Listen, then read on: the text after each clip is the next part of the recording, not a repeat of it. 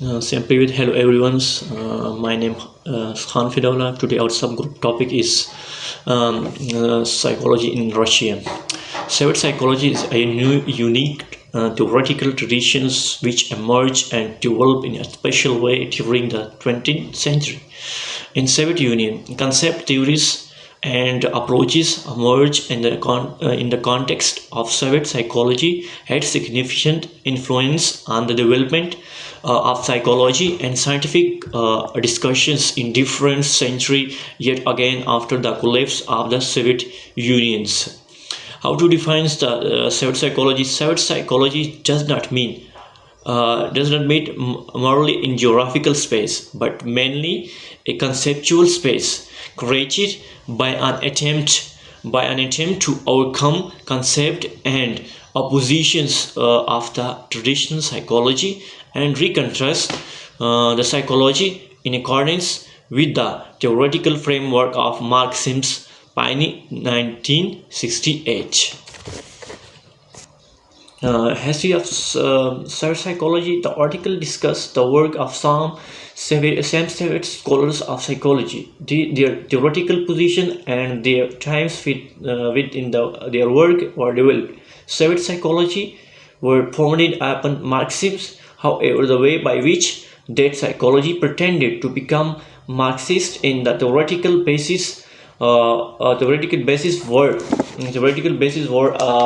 diverse and often contradictory. Other philosophical and theoretical positions also influence Soviet psychologists. Particular attentions is given to identify the conditions that presented Vygotsky, Laura, and Leventiev as a part of the same paradigm and which paved the way for perceptions of Leventiev and his group are paralleling Vygotsky importance among American psychologists. The first work debated the Russian psychology in English were published at the beginning of the 20th century. The best figure there was Pavlov, who was the first Russian author to be published in English in the first half of the 20th century. As Pavlov studies centered on condition reflexes, little confusion exists in its identifying as reflexology. Reflexology was a term developed by Bakhtiarios, another great figure of Russian neurophilosophy, with the explicit proposal of replacing psychology in the explanation of human behavior, and the mistaken identify of Pavlov with reflexology extended until relative recently. Bronner's 1995, one of the pioneers in American Soviet relations in 1960, stated Little Stalin took powers in 1925. Congress were called to bring things into line with Marxist doctrine, including one to bring things into line with Marxist doctrine, including one to bring psychology and the brain sciences with line with Marxism generally and Pavlov's particularly. Between 1930 to 1960, apart from the previously referred to articles, Soviet psychologists remained relatively unknown to their original work, and to get information, Americans depend on authors who understood Russians. These situations explain the small interest in Soviet psychology in the United States at that times. Здравствуйте, преподаватель. Today I am here to give you some information on the different theories of psychology. And my topic is cognitive development and the different stages of the development of the theory. Vygotsky cognitive developmental theory postulates that social interaction is fundamental to cognitive development. Vygotsky theory is comprised of concepts such as cultures, specific tools, language and thought interdependence, and the zone of proximal development. Furthermore, the theoretical concepts present herein provided part of fundamental for constructivism and have contributed greatly to restricting the formal education system. Vygotsky cognitive development theory argues that cognitive abilities are socially guided and constructed. As such, culture serves as a mediator for the formation and development for the specific abilities such as learning, memory, attention, and the problem solving. There are many assumptions of Vygotsky theory. The main assumption of the Vygotsky theory is that though both informal and formal conservations and education adults convey to the children the way their culture interprets and respond to the world. Specifically, as adults interact with children, they show the meaning that attach to the objects, even and experiences. Returning to our example, the father is now regarded to his daughter a book about transportation. Now, the book can be of different modes of transportation that may be such as car, trucks, and boats. By presenting this concept, the book should show the little girl how. The second assumption of Vygotsky theory is that thought and language become increasingly independent in the first few years of the life. We will talk specifically about language and speech development later in this lesson. The third assumption explains that complex mental processes being as social activities. As children develop, they gradually internship processes that they in the social contents and begin to use them immediately. This internalization process allows children to transform ideas and processes to make them uniquely their own. And Vygotsky also introduces the idea that children can perform once challenging tasks when assisted by more advanced and competent individuals. Vygotsky identified two levels of development, that is actual development, which is upper limit of tasks a children can perform individually, and the limit of potential development, which is the upper limit of tasks a children can perform with the assistance of a more competent individual. According to Vygotsky, in order to get a true assessment of a children's actual and potential development, we should access capabilities both when the children is performing the activity alone and with a more competent individual. And our next concept is proximal development or the zone of proximal development. And also the assumption is that challenging tasks promote maximum cognitive growth. Vygotsky described this as the zone of proximal development, or commonly referred as ZPD, or ZPD is a range of tasks that a children can perform with the help of and the. And our next point is the speech and language development. We have covered the basic assumptions of Vygotsky theory of cognitive development, and now I want to focus specifically on the principles of speech and development, which is also very important. According to Vygotsky, speech begins as a mean of communication and socializing, and later becomes a tool of thinking. His research lead to identification of four more stages of speech development. Scaffolding or the scaffolding theory. Scaffolding is a breaking up the learning into chunks and providing a tool or structure and each chunk. With scaffolding reading, for example, you might preview the text and discuss key vocabulary, or chunk the text and then read and discuss as you. Scaffolding is the process in which teachers model or demonstrate how to solve a problem and then step back offering the solution to the children. Scaffolding consists of the activities provided by the educator or more competent peer to support the student as he or she is led through the zone of proximal development. Support is tapped off as it is become unnecessary, much as scaffold is removed from the building during construction. Cognitive psychologists have coined the term cognitive scaffolding as a label for teacher behaviorism that helps students solve a problem, carry out a task, or achieve a goal would be beyond unassisted. And our final concept is activity theory is conceptual framework organizing for the socio-cultural tradition in Russian psychology. Once by now we probably got the implication of Lang James theory, and if not, consider a few real life examples that complement this theory. Psychological responses of the body in a James Lang moment is that they are notably different in terms of the time required for sitting down from an aroused state between genders. In other words,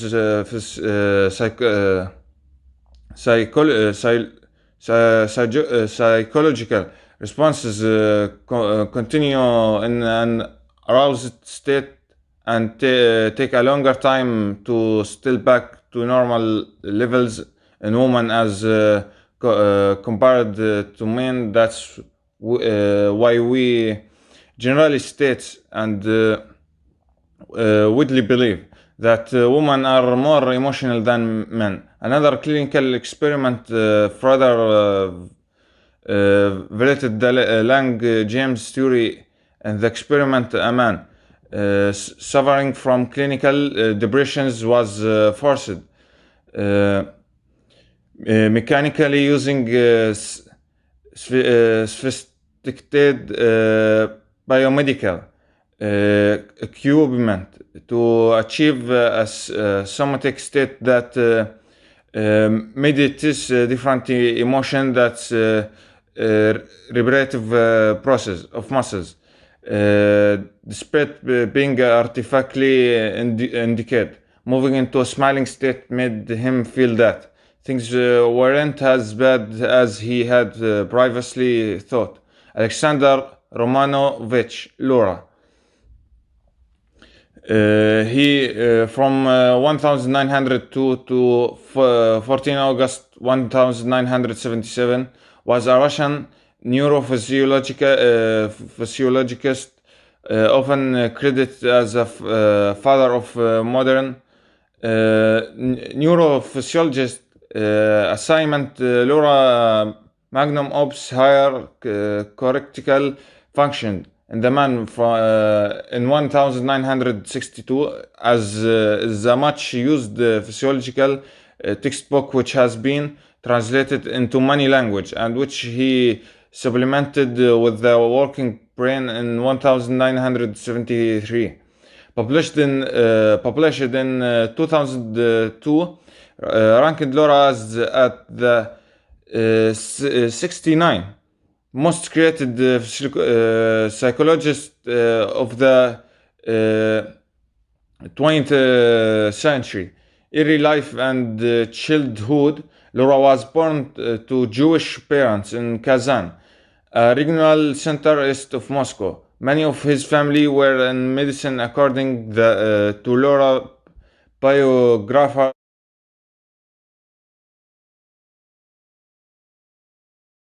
A example of the robust growth of new research related to Luria original research during his own lifetime are this field of the linguistic aphasia and anterior lobe pathology, speech dysfunctions, and children neuropsychology.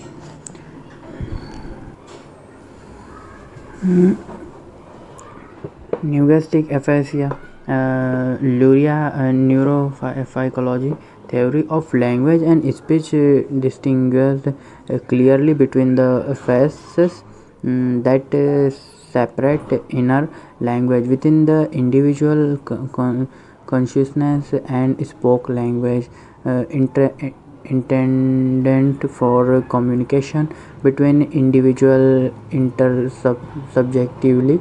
It was of especially significance for Luria not only to distinguish the sequential phase required to get the inner language to serial speech, but also to emphasize the difference of encoding of subjectively inner through as it developed into intersubject speech.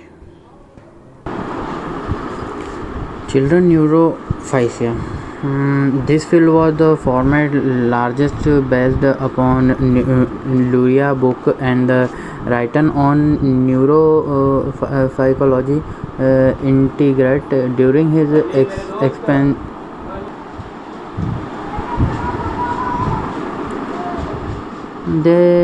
In the area of children neurophysiology, the need of the creation was dictation by the fact that children was located brain damage were found to river and especially the different different feature of the dissolutions of the psychological and function under Luria supervision and the physiological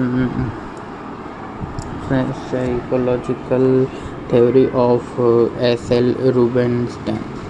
An active approach formed in the same way as the principle of the unity of the consciousness and activity was developed by A.N. Neuronestia in the development of the ideas of L.S.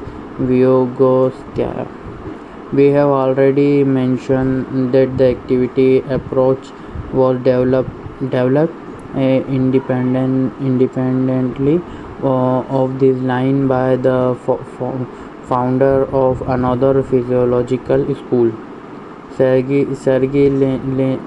Leonidovich Rubinstein, 1889-1960, and was designed by him for the first time in the early 20th century.